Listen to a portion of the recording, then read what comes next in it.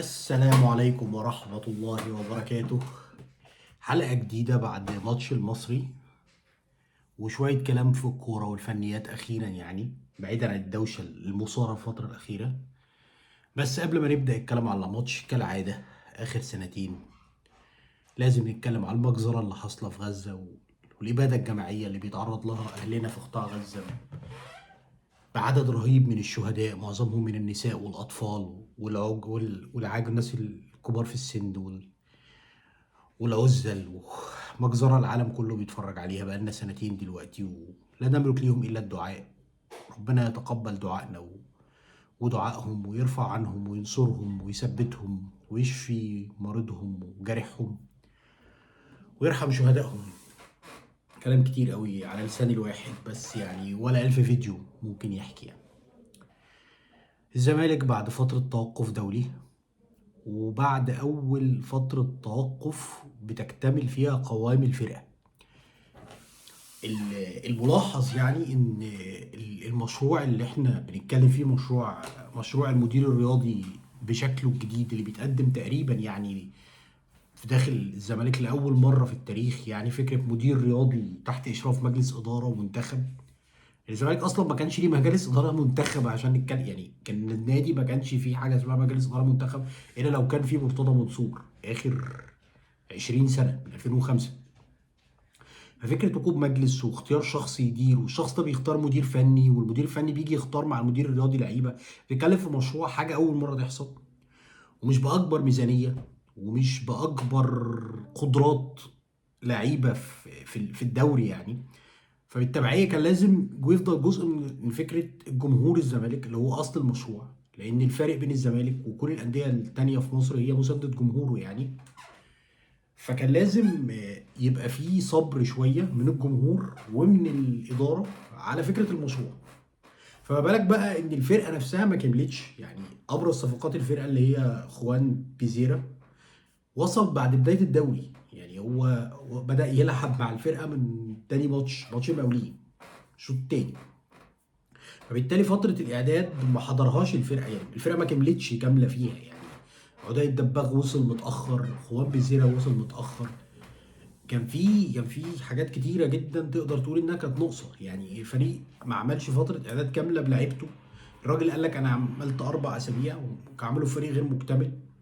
حصلت كعبله في ماتش دجله، وقلنا يعني اتكلمت انا في اول ماتش واتكلمت انا في الفيديو بتاع اللي عملته عن فريرا، يانيك فريرا، يعني ان فكره ان احنا نصبر، لان نتائج المدرب لازم يجرب عشان يعرف يعني. فبالتبعيه كان لازم الصبر على كل شيء يعني. فاللي حصل بعد ماتش دجله من رد فعل الجمهور ومن رد فعلنا كلنا ان احنا كنا زعلانين جدا من الخساره جت في وقت قاتل جدا، وقتلت احلام الفرقه في التصدر. وقعدنا فتره برضه فكره الخساره قبل التوقف بتخلي رد الفعل اكبر، بتقعد اسبوعين في الهرتك ده في فكره الخساره وتبعاتها وبتاع. زي ما قلت اول فيديو، هفضل اقول الناس محتاجه تتعامل مع التجربه بهدوء من غير انفعالات، سواء في المكسب او في الخساره. يعني ما نطلعش، انا عارف الناس النهارده فرحانه بس مش لازم نطلع السما، ومش لازم لو في نتيجه سلبيه ننزل الارض يعني. فلازم الامور تبقى اهدى يعني. آه، الماتش مشي بشكل كويس جدا. اول الماتش ما نقدرش نقول ان احنا قضينا على خطوره المصري. في دلائل كده بتبقى ليها علاقه، انا بشوفها انا بعناية يعني. اصعب شيء عند اي مدرب المنظومه الدفاعيه، ان انت تبني منظومه دفاعيه كويسه وتعرف تضغط بشكل منظم. فيريرا قادر يخلق منظومه دفاعيه معقوله. الزمالك تقريبا لعب حوالي 6 ماتشات بالماتش بتاع النهارده، استقبل استقبل 3 جوان، جونين من دجله وجون من فيوتشر. وفي نفس الوقت التهديد ليه بعيدا عن ماتش دجله اللي هو كان ماتش سيء وادارته كانت سيئه، وده بيحصل عادي مع اي مدرب في العالم، ان بيجي له يوم بيبقى الموضوع خارج منه يعني. فالراجل قادر يبني منظومه دفاعيه بشكل واضح يعني. الملاحظ النهارده في الماتش برده مستويات اللعيبه كانت كويسه جدا. يعني تقدر تقول ان يعني احنا اتكلمنا عن صبحي، محمد اسماعيل، حسام عبد المجيد، محمود بنتايج، عمر جابر، دونجا، عبد الله السعيد، ناصر ماهر، خوان بزيره. احنا بنتكلم في حوالي 9 لعيبه كانوا فوق 7 من 10 بالنسبه لتقييم سوفا سكور. فمؤشر ان اللعيبه كانت في حاله كويسه. دي نقطه كانوا مفتقدينها بشده قدام دجله، بغض النظر عن غياب دونجا اللي هو المحور الاساسي وعدم وجود بديل ليه، فاضطرينا ان احنا نلعب بسيف جعفر اللي هو اصلا عمره ما لعب سته يعني. ودي كانت من اسباب ان الزمالك مش عارف يسترجع الكوره ومش عارف يضغط يعني. فاللعيبه كانت فايقه، دي نقطه كانت مهمه جدا. وصول الصفقه الجديده بارون اوشنج اللي هو الباك رايت، لسبب ما انا حاسس ان وجوده وظهوره فرق مع عمر جابر. يعني النهارده عمر جابر بيقدم احسن ماتش ليه من اول الموسم. ساعات بيبقى فكره ان في بديل ليك وحد دايما زي ما بنقول كده مستنيك يعني تريح عشان يخش، زي ما محمد اسماعيل مع الونش، وزي فكره العمق ده بتفرق مع اللعيبه يعني نفسيا شويه. ممكن يكون مستوى عمر جابر ليه علاقه بوصول الولد يعني، عادي. ممكن انا مش بقول ان الولد لعيب جامد، بس هي فكره منافسه في المركز نفسها ساعات بتفرق. الفرقه في شكل معين للضغط بتعمله بتنفذه، وبتحاول توجه الفرقه المنافسه انها تودي الكوره عند تفضي اللعيب الباك الشمال بتاع الفرقه الثانيه، ان هو يبقى في رجله هو الكوره يعني، ويضغط عليه اخوان بسرعته مع ارتكاب مع عبد الله، وتتقطع الكوره وتعمل هجمه. شكل الضغط للزمالك باين ان هو في شيء بتحفظ يعني. فهو الراجل قرره، والنهارده كان الضغط منظم جدا على فرقه المصري، مع فكره الهاي لاين اللي هو اتحاول يتضرب اكتر من مره بعدي الدباغ، وفي كوره منهم كانت ممكن تبقى جون صدها، وفي كوره تانية اترفع عليها وما كانتش اوف سايد. فده بيؤكد ان هم كانوا شايفين الفرقه ودارسينها يعني، شافوا المصري ودرسوه. ورغم ان المصري قدر يخلق فرص في اول شويه كده، خلق فرصه او اتنين، الا ان ما تقدرش تقول برضو ان بقيه الماتش المصري كان بيهدد او كان موجود في الماتش، بالذات الشوط الثاني تقريبا المصري ما خلقش ولا فرصه.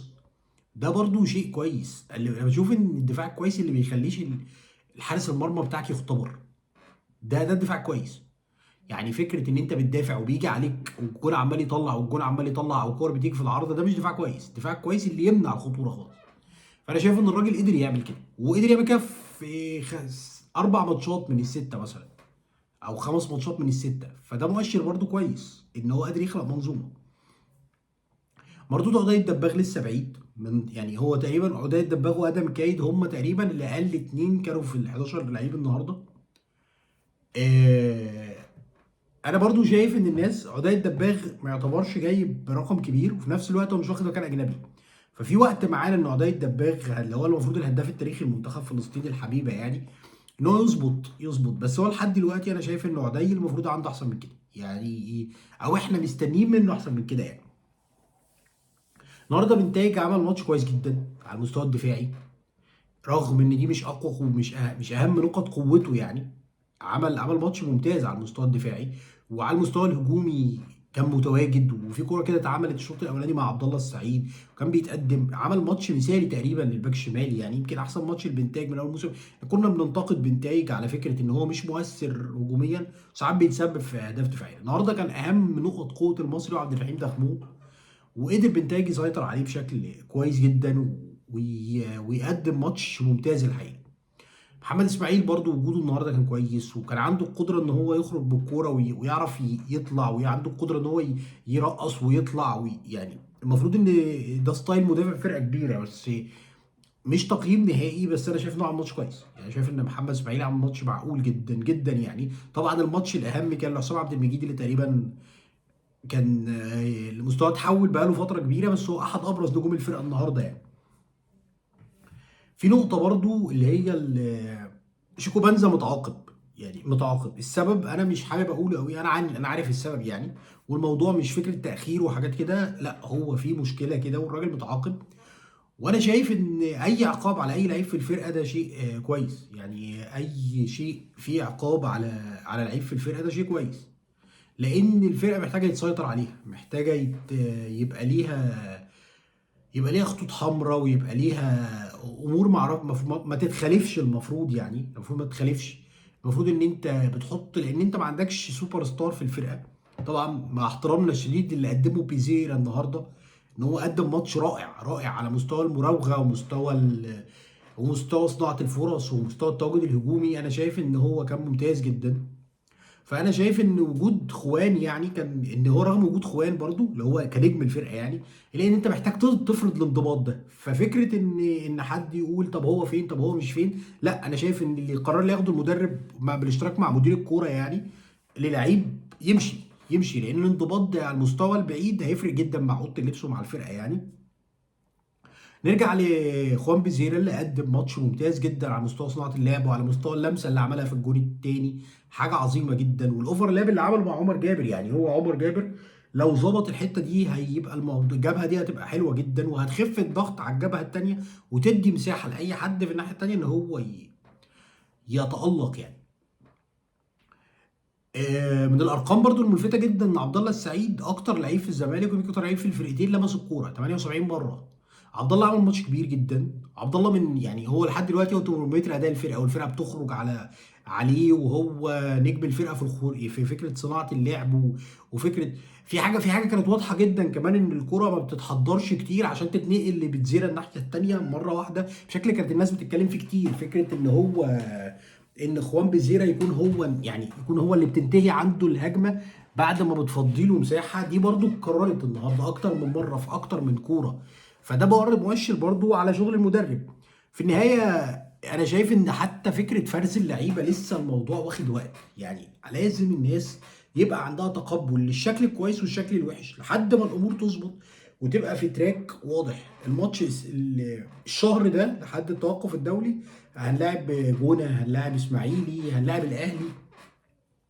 فانا شايف ان الناس الماتشات مش يعني احنا لعبنا المصري يعتبر هنلاعب الاهلي. الزمالك مشكلته من اول الموسم مع الماتشات مع الفرق اللي هي في النص الاخير من الجدول، واحنا هنلاعب ثلاثه منهم. آه، و... وفكره اللي هو ان هو الدفاعات المتكتله مش قادر يجاوب عليها. يعني يمكن المصري النهارده بالهايلاين اللي عمله قدر يخدم طريقه لعب فريرة. يعني هنقدر نشوف تاني قدام الجونه وقدام الاسماعيلي وقدام تالتهم اللي جنبيهم في الجدول تحت كده. هنقدر نشوف هيتغلب على التكتلات دي ازاي وهيقدر يتعامل ازاي. سؤال محتاج يتجاوب عليه لان ده اغلب ماتشات الزمالك في الدوري الحقيقه. يعني مش كل ماتش هنلاقي لعيب فرقه نازله بتهاجمك عامله اوف سايد تراب او بتحاول تهاجمك او بتحاول تستحوذ. ف يعني طب ده دجله حتى كان بيحاول يستحوذ، بس دجله كان بيحاول يستحوذ من غير ما يهاجم. يعني دجله كان بيحاول يستحوذ للاستحواذ لفكره ان هو لفكره مختلفه شويه عن محاوله المصري للسيطره عشان صناعه اللعب. في النهايه انا كل اللي عايز اقوله وعايز اكرره ان التجربه تستاهل فرصه من جمهور الزمالك وتستاهل فرصه من غير ضغوط معينه بشكل معين. انا ممكن اكون شايف حاجه صح وتطلع غلط، وانا ممكن تشوف في حاجه غلط وتطلع صح. في النهايه القناعات بالفكره لا تنفي الدعم والمسانده للنادي، لا تنفي ان جمهور الزمالك طول عمره من اسباب نجاح النادي.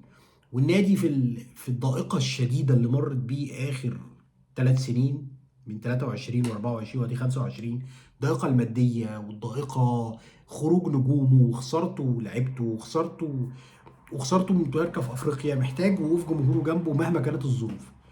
ودلوقتي انا شايف ان النادي مرتب بشكل لم يسبق له مثيل. دلوقتي في مدير رياضي، دلوقتي رئيس النادي ما بيتكلمش كل يوم في التلفزيون، دلوقتي عارفين مين مسؤول فين، دلوقتي في مجهودات في محاولة لإنجاح النادي رغم العرقلة اللي حصلت بسحب الأرض. فأنا شايف إن في فرصة إن الجمهور يثبت وقوفه جنب النادي. ده أنسب وقت للمساندة والدعم مهما كانت النتائج. الزمالك وفرقته والتجربة كاملة بتاعت إدارة النادي على مستوى كل الفرق تستاهل الدعم. في مشروع بيبني، التدعيمات اللي بتيجي الفرق كلها بشكل معين بأعمار معينة بتقول إن في مشروع رياضي قايم على الإدارة الحالية. فالزمالك محتاج الدعم ومحتاج جمهوره يقف جنبه، محتاج جمهوره يطلعه قبل ما لعيبته ونجومه يطلعوه من الأزمة اللي هو فيها. فأنا بتمنى إن الناس تصبر والناس تستنى والناس تتقبل فكره ان ممكن النتائج تسوء شويه، لان الفرقه الخبرات اللي فيها مع الامكانيات اللي فيها مع الفلوس اللي اتصرفت عليها ما توحيش ان احنا شاريين فريق للسيطره الكامله او الدومينيشن زي ما بيقولوا، يعني ان احنا هنكسب كل شيء ونسيطر على كل شيء. فبتمنى ان الجمهور مهما كان انفعالاته يفضل مساند ويفضل ورا الاداره. وبتمنى ان ما يبقاش في ضغط في اتجاه قرار معين سواء بهاشتاج او ترند، لان اداره الزمالك واداره الكوره في الزمالك بتتعرض لضغوط، بتتعرض لمشاكل من اماكن كتير. فان شاء الله الامور تكمل. شيء بالشيء يذكر ان الحكم النهارده كان سيء جدا. يعني الحكم النهارده على مستوى التحكيم، كان في كوره في الشوط الاولاني محمود حماده عامل فاول الاول اللي خد فيه انذار، كان في كوره ممكن ياخد فيها طرد، وعبد الرحيم دخموم كان بيضرب بشكل غريب جدا، وكان بيحط رجله بشكل غريب جدا. الحكم كان بيتجاهل فكره الانذارات حتى البينالتي. الكوره واضحه جدا جدا جدا، واستنينا كتير جدا لما الكوره وقفت، وكان الحكم مش هيشوفها يعني، والمخرج راح يعيد كوره في نص الملعب لدونجا قبل ما يعيدها. حاجات غريبه جدا. انا عارف ان اداره النادي عندها حاجات كتير، بس انا شايف ان مدير الكوره اللي موجود والمدير الرياضي والناس اللي في فريق الكوره محتاجه تضغط على التحكيم اكتر من كده. يعني ممكن لما الجمهور يهتف مثلا واحد اتنين الفار فين، فبيبقى في بالتبعيه ان الناس دي لازم تبتدي تتكلم، يعني لان مش كل ماتش الفرقه هتبقى مستغنيه عن ضربه جزاء تتحسب لها وتكسب. ففي اوقات انت مثلا ماتش دجله لو اتحسبت لك ضربه جزاء، كان زمانك دلوقتي فارق في الدوري، في فريق محترم. فبتمنى ان اداره الكوره في الزمالك تصحى للنقطه دي، وبتمنى الصبر من الجمهور على التجربه يعني، وان شاء الله نلتقي دايما كده والزمالك فايز. وشكرا ليكم وتصبحوا على خير.